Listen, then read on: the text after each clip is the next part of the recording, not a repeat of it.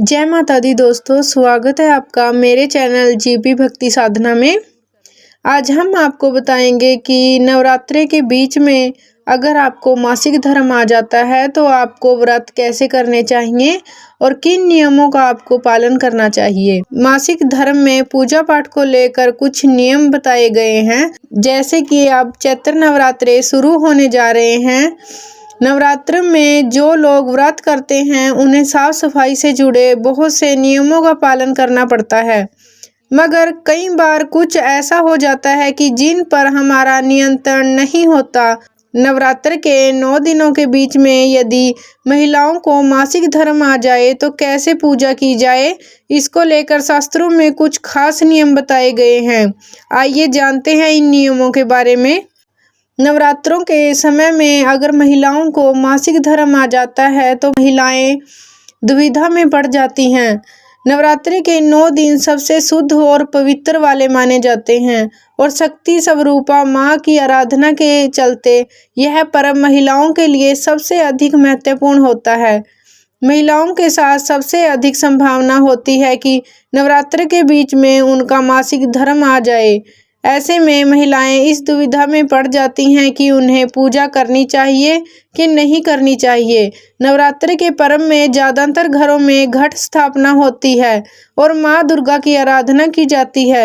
इस व्रत को ज़्यादातर महिलाएं ही करती हैं। महिलाओं के लिए मासिक धर्म प्राकृतिक रूप से होने वाली वह घटना है जो हर 22 से 28 दिन में रिपीट होती है। अगर आपको पहले से यह आशंका हो कि नवरात्र के बीच में यह समस्या आ सकती है तो आपको व्रत रखने की शुरुआत नहीं करनी चाहिए। ऐसी स्थिति में आप चाहे तो पहला और आखिरी व्रत कर सकती हैं। मासिक धर्म में महिलाओं को चक्कर आना, भूख न लगना और कब्ज जैसी समस्याएं हो सकती हैं। ऐसे में आपको व्रत नहीं करने चाहिए, लेकिन जिन महिलाओं को ऐसी समस्याएं नहीं होती वे व्रत रख सकती हैं। इस दौरान आपको माता की प्रतिमा को स्पर्श नहीं करना चाहिए और न ही पूजा की कोई सामग्री छूनी चाहिए। आप सच्चे श्रद्धा भाव से व्रत कर सकती हैं और फलाहार भी कर सकती हैं। भगवान के लिए भक्तों के मन में सच्चा भाव होना जरूरी है और शारीरिक शुद्धि उसके बाद आती है।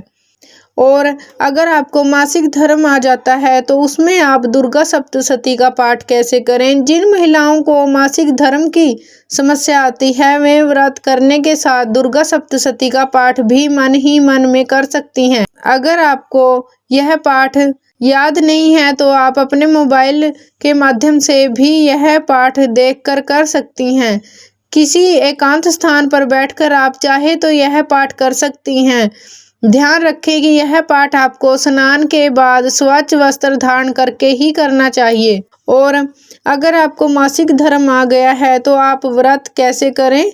अगर नवरात्रि से पहले ही आपके मासिक धर्म की शुरुआत हो चुकी है तो आपको व्रत नहीं करने चाहिए। फिर भी यदि आप व्रत करने का संकल्प ले चुकी हैं तो पूजा स्वयं न करके घर के किसी अन्य व्यक्ति से पूजा करवा सकती हैं। दुर्गा सप्तशती का पाठ करने और सुनने से आपको व्रत का पूर्ण फल प्राप्त होता है। मानसिक जप और मानसिक ध्यान जरूर करें। जिन महिलाओं को नवरात्रि के बीच में मासिक धर्म आ जाए उन्हें निराश होने की जरूरत नहीं है। इस दौरान उनके लिए जरूरी है कि वे माँ दुर्गा का मानसिक जप और मानसिक रूप से ध्यान करें। ऐसा करने से आपको पूजा का पूरा फल मिलेगा और माँ भगवती आपकी सभी मनोकामनाएं अवश्य पूरी करेगी। और अगर आपने पहला व्रत कर लिया है और आपको आखिरी व्रत तक मासिक धर्म की शिकायत हो जाए तो भी आपको आखिरी व्रत करना चाहिए और कुछ नियमों का पालन जरूर करना चाहिए। नवरात्रि में जिस समय आपका मासिक धर्म खत्म हो जाए उस समय नहाकर साफ वस्त्र धारण करके माँ भगवती का पूजन करें। इन नियमों का पालन करके आप नवरात्रि में मासिक धर्म के दौरान भी माँ दुर्गा के व्रत कर सकती हैं। अगर आपको हमारी यह वीडियो अच्छी लगी हो तो कमेंट बॉक्स में जय माता दी जरूर लिखें। और अगर आपने चैनल को अभी तक सब्सक्राइब नहीं किया है तो प्लीज़ चैनल को सब्सक्राइब करें और वीडियो को लाइक करें, शेयर करें। जय माता दी।